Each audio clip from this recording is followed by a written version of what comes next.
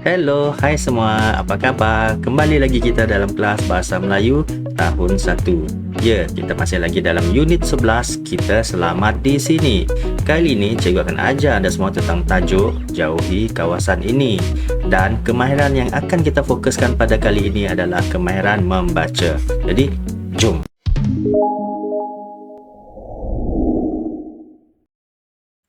Bagi memulakan aktiviti kita pada kali ini, murid-murid boleh bersedia dengan buku teks Bahasa Melayu tahun 1, rujuk halaman 66. Di halaman 66 tu, anda boleh lihat satu petikan yang bertajuk Kejayaan Pasti Milik Kita. Di dalam petikan ini, kita juga disediakan dengan serangkap pantun. Okey, kemudian ada dialog ataupun sesi soal jawab di antara seorang guru dengan murid-muridnya. Dalam aktiviti ini juga kita akan menyatakan maksud pantun dengan betul. Jika anda lihat di dalam petikan ini, kita diberikan dengan serangkap pantun. Jadi tugas kita akan membaca pantun tersebut dan menyatakan maksud kepada pantun yang kita bacakan. Baiklah, di sini juga ada sesi soal jawab di antara seorang guru dan murid-muridnya. Aktiviti yang lebih kurang sama macam kita lah sekarang untuk mendapatkan maksud pantun. Jadi jom kita bacakan pantun ini terlebih dahulu. Sungguh segar pisang berangan, cantik berseri bunga angsana. Luar pagar kawasan larangan, elakkan diri bermain di sana. Ya, inilah pantun yang telah disediakan oleh cikgu ni kepada murid-muridnya. Jadi jom kita baca sesi soal jawab di antara guru tersebut dengan murid-muridnya bagaimana nak mencari maksud bagi pantun yang dia telah berikan. Jom kita baca bersama-sama ya. Murid-murid, di manakah kawasan larangan itu? Di luar pagar sekolah, cikgu. Mengapakah kawasan itu berbahaya? Kawasan itu berbahaya kerana jalan raya di situ sibuk. Ya, murid-murid, kamu dilarang berada di luar pagar semasa waktu persekolahan. Jadi cikgu tu bertanyakan kepada murid-muridnya, ya, di mana letaknya kawasan larangan tersebut. Jadi murid yang pertama menjawab di luar pagar, cikgu. Bagaimana dia tahu kawasan larangan itu terletak di luar pagar sekolah? Daripada pantun yang kita baca ni tadi, ya, di sini di luar pagar kawasan larangan, kan? Sudah dinyatakan di dalam pantun tersebut. Jadi ingat lagi ciri-ciri pantun 4 kerat. Maksud pantun terletak di bait yang ketiga dan keempat. Manakala yang pertama dan kedua adalah pembayang maksud. Jadi maksudnya terletak di ketiga dan keempat. Jadi untuk mencari maksud serangkap pantun, kita kena lihat bait yang ketiga dan keempat. Ya, ini luar pagar sekolah kawasan larangan, elakkan diri bermain di sana. Ada lagi soalan cikgu tu, mengapakah kawasan itu berbahaya? Tak dinyatakan di sini. Kenapa di luar kawasan sekolah itu berbahaya? Jadi murid ni kreatif, dia tahu kerana jalan raya itu sibuk. Maknanya ada sebab mengapa sesuatu peraturan diwujudkan, bagi menjamin keselamatan murid-murid semua. Jadi mudah kan? Baiklah murid-murid semua, sekarang kita lihat buku teks muka surat 67. Sekarang kita diberikan dengan 3 rangkap pantun. Jadi tugas kita sekarang untuk mencari maksud ketiga-tiga rangkap pantun yang diberikan. Tadi kita dah melihat bagaimana murid-murid kepada seorang cikgu tu mendapatkan ataupun mencari maksud serangkap pantun. Jadi cuba kita aplikasikan kemahiran yang telah kita pelajari tadi dalam latihan yang seterusnya ini. Iaitu dengan 3 rangkap pantun ni kita kena cari maksud setiap rangkap pantun. Sebelum tu jom kita baca pantun ini bersama-sama.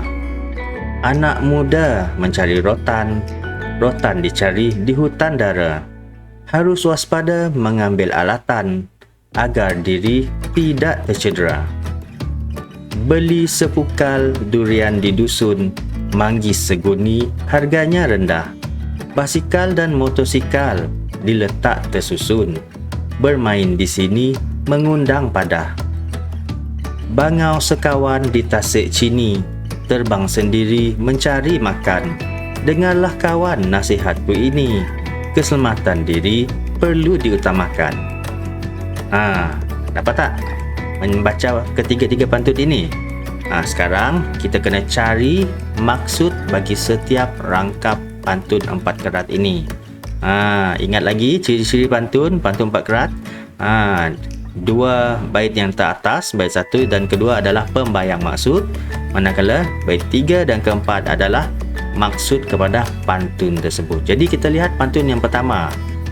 Jadi di sini maksud pantun tersebut terletak di bait yang ketiga dan keempat. Di sini harus waspada mengambil alatan agar diri tidak tercedera. Jadi maksud pantun yang pertama ini adalah tak lengkap di sini, betul tak? Jadi apakah maksud pantun ini? Harus waspada mengambil alatan agar diri tidak tercedera. Jadi dah diberi sedikit pembayang di sini ya.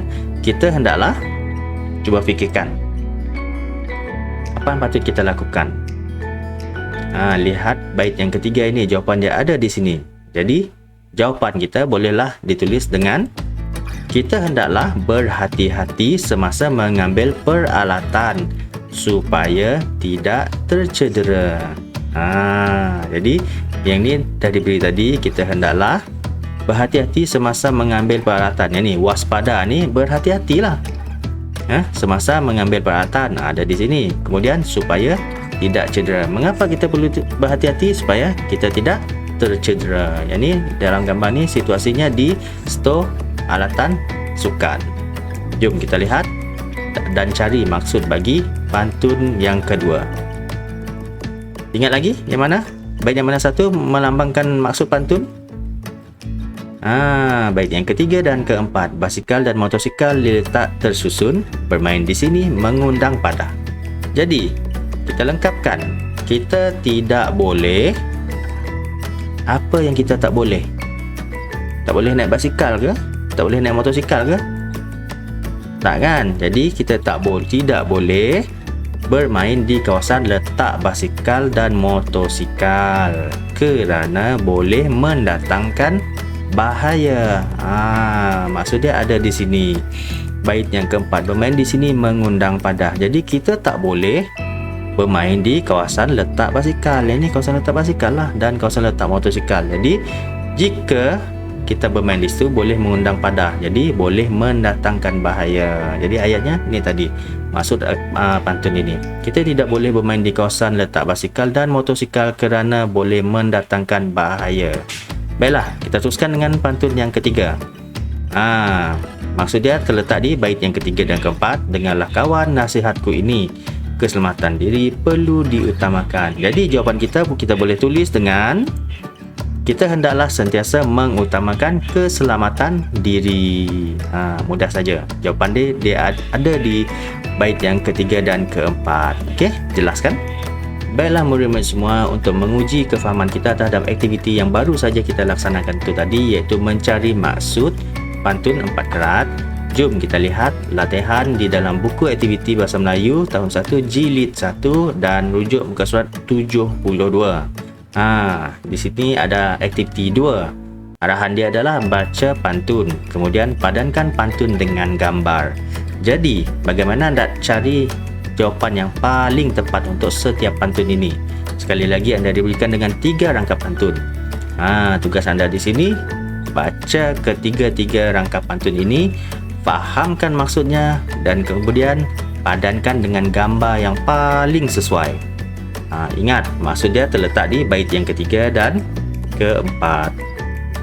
Jadi anda kena memahami maksud setiap pantun, barulah anda boleh cari gambar yang paling sesuai dengan pantun tersebut.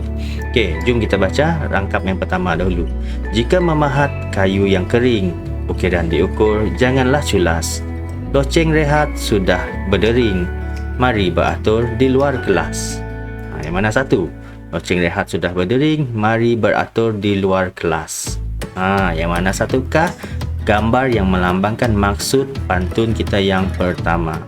Kemudian kita teruskan dengan pantun yang kedua. Orang dilihat menenun satin, satin disebut satin Itali. Waktu rehat, pergi ke kantin, jangan berebut ketika membeli.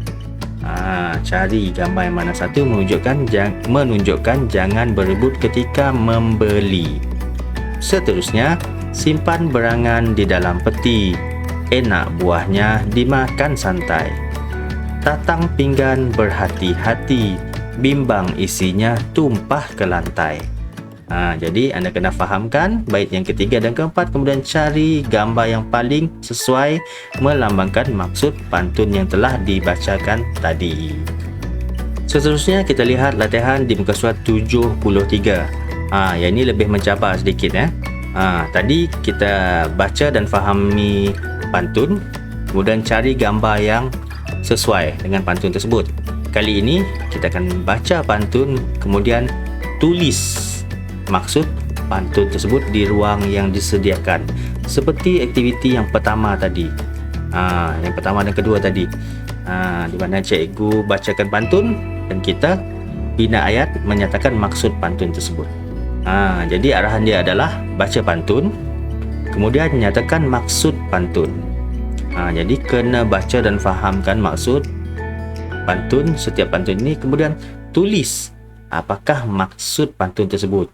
Maksud tersebut terletak di bait yang ketiga dan keempat.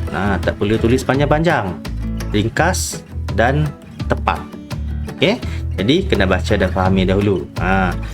Cuba kita lihat pantun yang pertama. Hinggap kenari di dahan kerdas, mendengar merdunya suara terkukur. Usah berlari di dalam tandas, licin lantainya nanti tersungkur. Jadi maksud dia, kita dilarang berlari di dalam mana? Ada tak di sini? Ada kan? Di dalam tandas, kerana lantainya licin. Mudah.